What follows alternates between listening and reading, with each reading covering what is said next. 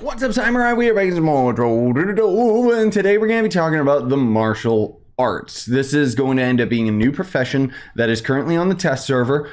We can't fully test this profession, as you'll see a little bit further in the video. There's basically some stuff that is set up specifically for the test server because we don't actually have access to the daily quests or the questing system that I assume this NPC is going to be in order to end up getting some of the new resources.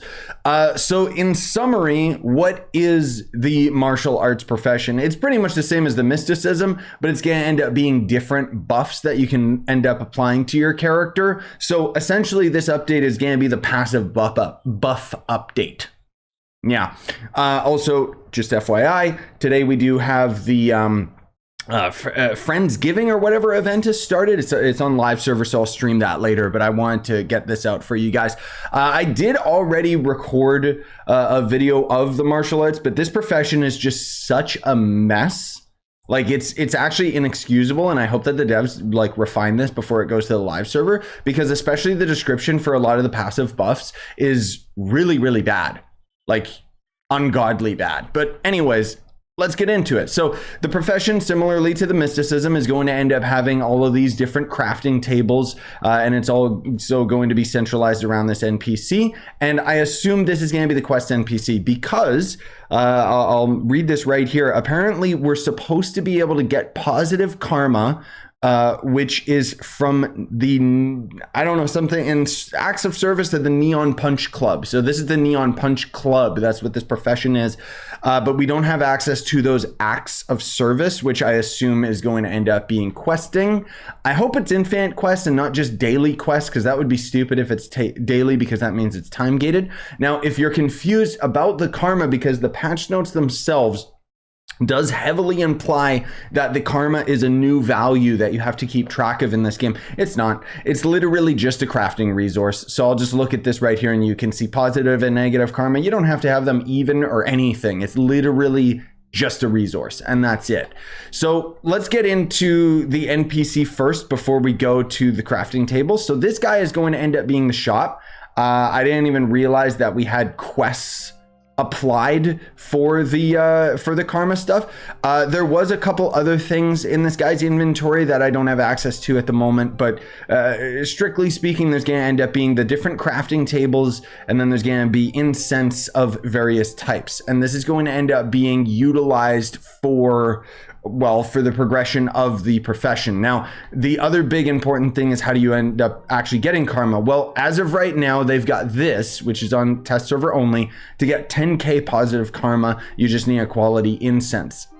This doesn't actually, like, this isn't going to exist on the live server, so I can't, unfortunately, calculate how long it's going to take to get the necessary amount of positive karma that you would need in order to progress through the entire tree. But the path of suffering is going to end up being where you get the negative karma, and this is actually a little bit more interesting. So a lot of my calculations that I was trying to figure out with this profession was based off of this specific negative karma, which you can see cost beginners incense, which hopefully these prices don't adjust too much when it goes to live server, but it might, just because beginners incense seems to be a very, very easy resource to get, and we know Trove, usually they try to make it as time gated as possible. But the soul tangle right here, this resource is actually gotten from composting trophies from enemies, and you actually get a bunch of new soul tangles from different enemy variants. So specifically, there's Ashen, a Radiant, there's Undertow, which is, you know, one's from the geode surface, because I don't think anywhere in the game it refers to the geode surface enemies as the Undertow enemies. I guess the point being is that you can get these from fighting the same enemies in the delves if you stumble across them. But the funny thing is that someone correct me if I'm wrong, I think the only time they ever referred to geode enemies as Undertow related was in the patch notes, never in game, because when they actually were conceiving the geode surface and all of that stuff, the Undertow was going to end up being the big final boss that was going to be like even bigger than Daughter of the Moon. And then we kind of saw them ingested into the game as leviathans, of course, you know, with every fun mechanics stripped away of them being like bosses and so on and so forth and having lore towards them and whatever else. I mean, who knows at this point? But anyway, this is just a fancier compost bin. And if we look at the trophy, you can see right here, it gives fertilizer and it also gives the soul, let's call it. So funny enough, that means if any of you on the live server just did a whole bunch of composting of your trophies to get the fertilizer so that you could go through gardening 2.0, you are screwed because now you need all of those trophies back in order to end up getting this new resource, right? Which is required for the karma. Again, also keep in mind that the amount of negative karma you get, like this is just a generalized soul and that gives 5 karma, but then this one gives 15, this one gives 20. So generally speaking, it doesn't seem like it's going to be too hard to get negative karma. But the positive karma is going to be the problem. Now, there's also going to end up being the Relic of Preservation. This is something that we will talk about in a moment. This is the Litany. That's what this item is called. So just keep that in mind because this is going to be a very important item. And then there's going to end up being the crafting table itself, which it looks like it's good that I delayed this because all of these items looked like food items originally. So now they actually seem to have their own icon. You know what? That makes me curious if the Mysticism one changed as well. Let me just double check this really quick. Just because there was a patch now. Okay, no, this still just looks like garbage from the environment. Wait, what the heck is this guy? Helper Twowsbly. What the? Mana Maximizer. Must complete Mysticism quest line to purchase.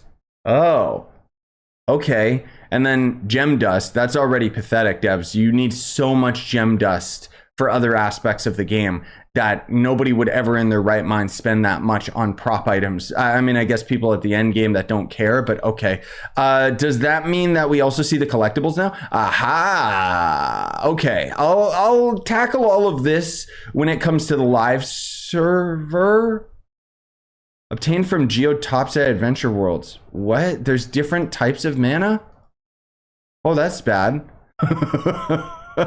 Okay, none of these seem to, so far they're all allies and none of them seem to be, requires mana, okay. Yeah, none of these seem to have anything significant. This is significant, but it requires a whole bunch of different mana. Why are there different manas? Wild Trovian mana was already enough. Now there's specific mana from specific worlds.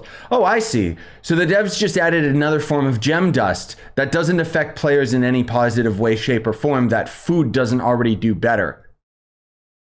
Cool. All right. At least it all seems to be tradable. Where do we craft the... We don't craft the gem dust. We just gotta wait for the weekly. All right. Enough of that. Let's get back to the martial.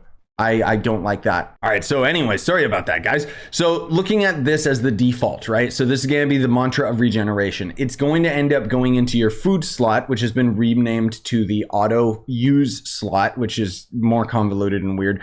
But it's going to end up giving you the light 2% as a passive ability, which is a decent amount. You wouldn't think that it is, but for people that are at the end game, you know, that's about like 200, maybe 300 extra light, depending on the amount that you have. It's still not better than food.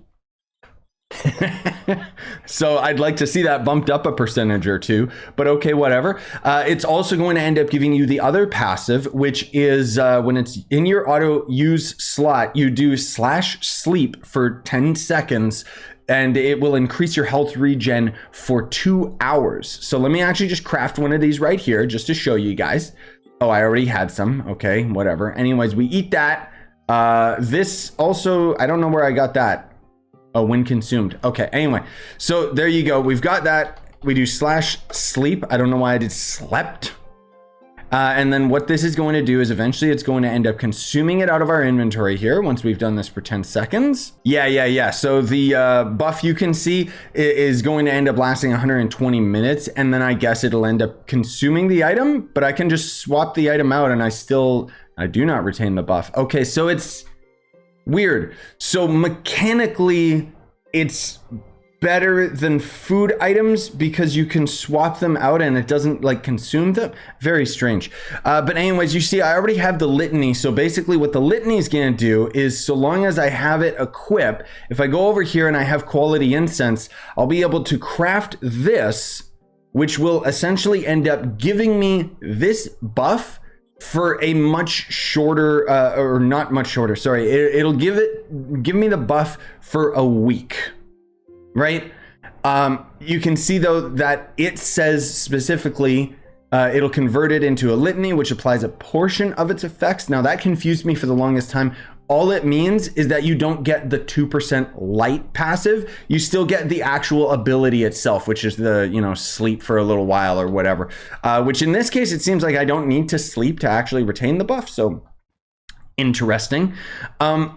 But anyways, you'll see that the positive karma, the negative karma, all of that stuff. Let me go through this for you guys really, really quick. How much is it going to end up costing from tier 1, 2, 3, 4, 5, so on and so forth. So first of all, I'd recommend that you go through each of these because you'll notice that certain items will actually cost a lot less karma than others, even if it's a little further to the right. Like these are not created equal and they don't go in order of karma capacity. So the numbers that I'm about to share with you guys are based on the lowest value.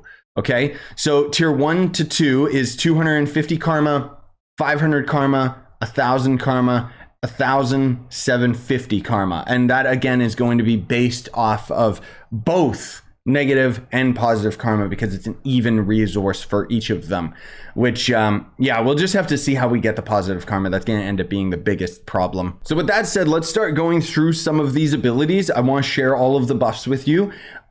They're explained very, very poorly, as you might have noticed. This is the part that I mentioned earlier in the video that I really, really hope that the devs will end up changing.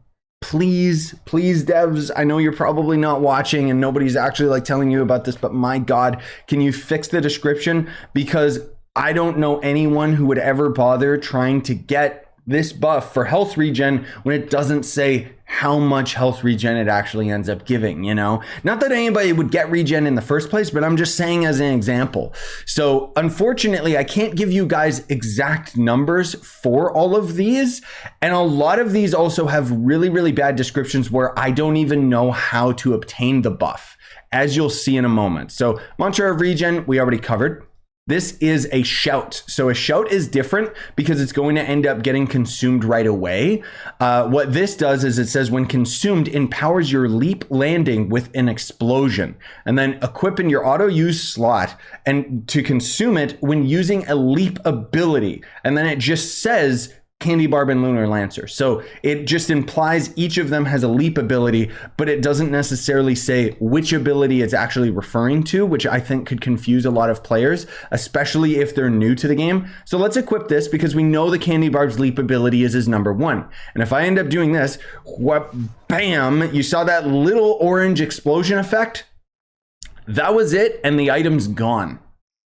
So imagine crafting 10 billion of those. Like, that, you know, that's why I guess it's good that we have something that we can put our trophies towards now, which would be the negative karma. But if positive karma is going to end up being bottlenecked by a questing system where we'll get like 5 or 6 per, then it's just not going to be worth it. Like, I hope that this NPC isn't daily for his quest, and I hope that he evolves as you evolve through the profession. You know, like you need to be able to get higher and higher tiers of positive karma so that you can end up actually utilizing these abilities more than just one at a time, you know? Now, on top of that, I personally think that they should just get rid of the positive negative karma and just have this guy give all of it, because the trophies is just kind of an unnecessary extra step. You know what I mean? So anyways, moving on. The sharpshooter, so this is increases crit hit by 5% for 5 minutes as long as another sharpshooter is in your auto use slot. Basically, I guess it'll just use it after the initial 5 minutes. So equipping your auto use slot to consume when holding a charge shot ability for more than 7 seconds. Dino Tamer and Gunslinger. So this is another thing that I feel they need to refine, is on top of the description, you know, being a bit wonky, it's inconsistent. This specifically says the amount of stats that you end up actually getting. And it says for how long. That's more what I'm talking about. But then the regen one is very, very unclear. And most of all, just gives you the description of how to apply it. But then on top of that, you can see that the top description is how to apply the buff. But then if we look at these, The top description is what the buff is, and then the bottom description is how to apply the buff. Like there's continuity issues all over the place in this profession. I don't know if it's all one person that was working these out or if they were worked out just over a lengthy period of time, but they need to be refined. They need to be tightened up and consistent, because that's what makes it so frustrating. Or maybe, frankly speaking, it's because they thought, who's going to end up taking health regen, but crit hit, maybe people would take. People at the beginning of the game, maybe. Nobody at the end game even needs that stat. But anyways, moving on. So this will pull in robot enemies only. Equip in your auto use slot to consume when using an uppercut ability. Guess who has an uppercut? It's the third attack in the Vanguard's base attack. So he goes 1-2 uppercut, meaning that the Neon Punch ability is only applied to a single class. Makes me like this profession a lot less, because I think that the mechanics of this profession are great, but then it starts getting a little too muddled up with only specific classes can use them. You can only use, you consume these one at a time, or it's just something that lasts the entire day. Like, it's all over the place, and it's not user friendly. It's not intuitive in any way, shape, or form for players. And it's also a lot of text. Like you're doing a lot of reading, which is never a good thing when it comes to stuff like this. It feels like this is something that is almost trying to make Trove's combat more complex. But in order to make Trove's combat more complex, it has nothing to do with status effects and passive buffs. It has to do with the core mechanics needing to be completely overhauled. You can't just throw a band-aid fix on like this and expect players to even be remotely excited, because the negative feedback that I've been hearing from everybody about all of this is just us end gamers are going to max out the profession for the mastery and move on. Another waste of an update, another update that the developers spent their hard time and work on, that it was just for naught. Anyways, I'll shut up now and just go through it. So otherwise we'll be here all day. So this also pulls in enemies, but this one is more specific, and it's when using a swing ability. A swing ability to me translates into a base attack, but I don't know why the Bard is included then, or the Revenant, or the Lunar Lancer, because those are stabbing functions or strumming functions, not swinging of a sword. And then on top of that, the Boomeranger should say in brackets or with an asterisk that it means melee Boomeranger, not ranged Boomeranger, or say with a bow or a sword or whatever, like that's what I mean. Like, there's a lot that I could pick apart with this. So let's move on. This one's going to end up being in our mantra. So after mining for 5 seconds in total, it'll trigger a large explosion with a 30-second cooldown. If it applies the explosion to where you're mining, maybe I could see that being decent just for the sake of mining, but generally speaking, whatever. The main reason why this might be good for mining gamers that are trying to get like nitro or whatever is because, of course, you can apply the litany buff as well as the auto use buff, so they can stack on top of each other. So maybe they would off center or off shoot from 30 seconds to 30 seconds on each of the cooldowns if you timed it correctly. Otherwise, for the most part, you would just have them both equipped and it would just do a bigger explosion. I don't know. And then, so this one's another shout. So when consumed, creates an explosion instantly at your location when in the auto use slot to consume when using a charged ability. So Knight, Neon Ninja, Vanguard. I don't know. Like, again, the Knight has a charged ability where you do his right click slam attack. Neon Ninja, maybe your number one ability, your dash, because you can hold it. That's a charged ability. Vanguard doesn't have one. So I'm not exactly sure about that. But anyways, moving on. Explosive projectiles. This could possibly be the only good ability. However, it basically says that it's going to briefly create explosions when your projectiles strike enemies. So explosive epilogue, but just as another passive buff. So when equipping your auto use slot, using a shoot ability for 5+ seconds. Meaning that you'd have to be shooting for 5 seconds, which is pretty absurd. It should be just 1 second or something, especially considering the fact that this explosion effect you can see has a 120-second cooldown Why? It takes me less time to get from dungeon to dungeon. That cooldown's brutal. And again, I wouldn't use this buff just because of that. But anyways, it'll work on Boomeranger, Chloro, Dino Tamer, Fate Trickster, so on and so forth. All of the ranged characters, basically. Except Pirate Captain, who, well, I guess he's ranged. I don't know. By that logic, then why wouldn't Draco and Tomb Raiser work? Like, they're using a shoot ability. I don't know. Anyways, moving on. So there's going to end up being this mantra, win in Trove. So this will heal 1% of max health whenever drinking a flask. Nobody drinks flask for health. We drink it for our emblems, man. Because enemies just one-shot you in this game at the end game anyway, so it doesn't matter. Anyways, you can end up having a litany for that, and 1% of your max health is just not worth it anyways, dude. So this one is when consumed decreases incoming damage by 10%. That stacked on top of itself would be 20% incoming damage reduction. And then if you used, I think, the Knight's ultimate ability, that gives you another 10% damage reduction. So that could be 30%, except the way that Trove usually calculates these things is what's the term, like additive? Is that the proper term? Where it doesn't stack on top of each other. It's not 10%, 10%, 10%. Is it additive or cumulative? Either way, you know what I'm saying. If you actually get one 10% buff from the litany and a 10% buff from this shout, it's not actually going to give you 20%. It's something like 12 or 15% or whatever. However, it would end up working as far as the math is concerned. Math is hard, so I don't care. Anyways, this is only going to be used on Draco or Tomb Raiser. Two of the tankiest characters in the game who don't need incoming damage reduction. Anyways, running momentum transfer increases jump height for a single jump. Cool. When jumping after running forward for 5 seconds, and it has a 30-second cooldown. Sweet.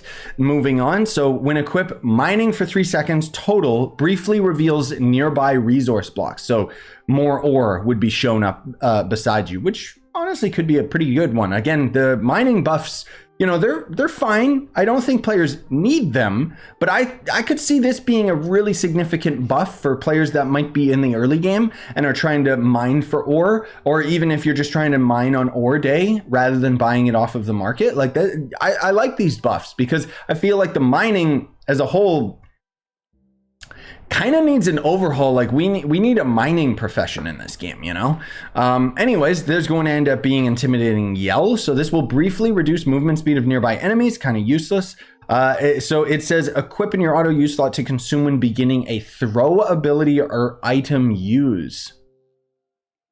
So throwing a bomb, I guess, is what they're trying to say, would work just as well as having a throw ability on your class. Now, what is considered a throw ability? The Boomeranger's, like the Boomeranger's bow or boomerang? I mean, like I don't.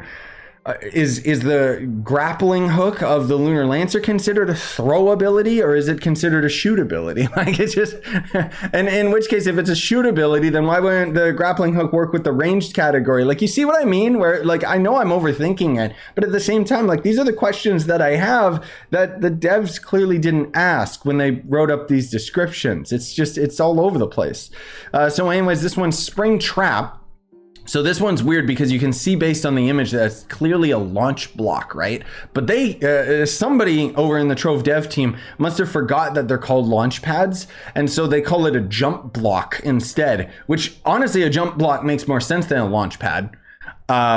But they need to rename them in the funny table or whatever. Anyways, auto use slot, and it's again going to be triggered by another shoot ability. It'll spawn jump blocks all around you to facilitate an escape, even though enemies will probably bounce off of them as well, and jumping is not going to save you from enemies one-shotting you. Anyways, then there's going to end up being these ones. So, and when equipped in the auto use slot, mount up and strike epic pose to increase magic find by X for 2 hours.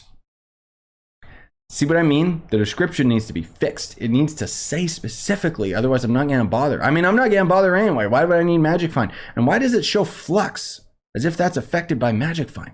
Invigorating Roar. So when consumed, increases energy regen by 25%. Now, that's funny. Yeah, that's funny. Okay, so before I recorded this video, I'll go through the description for you guys. So equip in your auto use slot to consume when using a slam ability. And they say Fade Trickster, Ice Sage, and Knight. Fade Trickster wasn't referenced earlier for us. No, because that was a charged ability instead of a slam ability. What Fade Trickster ability is a slam ability? None of them. That's right. It was a trick question. So this ability originally had in its description Revenant.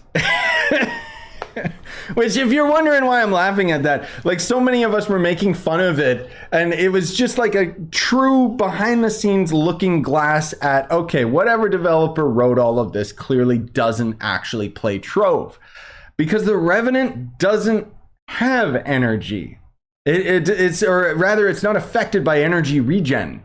So it was just kind of a really funny ha-ha moment, you know? And, you know, it's fine that they ended up changing the description, but that makes even less sense, because what's slam ability of the Fade Trickster? I don't get it. Like, slamming down its staff for its ultimate ability, I guess? I don't know. Anyways, Gravity Swing is the last one. So this will just pull in all nearby enemies. So this is when using your swing ability. Again, it's going to end up being a buff applied to melee characters, which, honestly speaking, I'm fine with it being applied to melee characters only versus ranged. But if I had to criticize it, I would say all of these buffs should be universal, and they should just apply to your character, like, period. It should just have the cooldown and not have all of this other convoluted crap that just makes it overcomplicated and not make any sense to a lot of new players, especially. Unless they really go to town in fixing up the descriptions and making them a little bit more, refined. Now, off the top of my head, a couple buffs that I would have liked to see in this would be buffs that actually would affect movement speed, would give us a light buff, you know, stuff that would actually affect the game in a positive way that players could actually see themselves using any of these abilities. But again, the general feedback that everybody keeps saying about this entire update is, why would I use these over food items? Now, unfortunately, the developer's mentality, as they've shown time and time again, is that they would nerf food items to make these seem more, you know, appetizing, pardon the pun. I personally think that while food items are up here, they should just bring all of these buffs up to food items. That's kind of what we had happen when they overhauled all of the classes to make them as strong, if not stronger, than the Gunslinger. And then we had the Gunslinger rework this year that was garbage. But another passive buff that I would have loved to see was, why don't we have something like the Firewalker passive from Draco, where when you touch fire, you get a movement speed buff. I'd love to have that on all of my classes, you know? Generally speaking, some of these buffs are actually appetizing, but they're not applied to the classes that I would like to actually use them on, you know? And even then, like, I don't see why I would ever use them, because my mentality, this is just me talking here, I always refer to temporary buffs as a red mage ability, because me and my brother a long time ago, you know, when we played Final Fantasy games, we always avoided the red mage class, because the red mage class was focused on debuffs to enemies and buffs to your team, but it was always temporary. And I'm always of the mind of, why would I waste all of my extra resource and time working with temporary buffs when I could instead just focus on getting myself a nice average of consistency, you know, because then I don't got to think and I can just play the game. And I don't think that most players are even in that mentality of using temporary buffs with Trove. But, you know, stop me if I'm wrong. Sound off in the comments if you disagree or think otherwise. I'm always open to hear your guys' opinions about things. And yeah, honestly, again, I don't dislike the update. I just feel that its execution was done very poorly. Anyways, that's going to do it for me. Smash like, sub for more. Buy the merch you want to support the channel. I'll see you guys in the stream later when we do the event.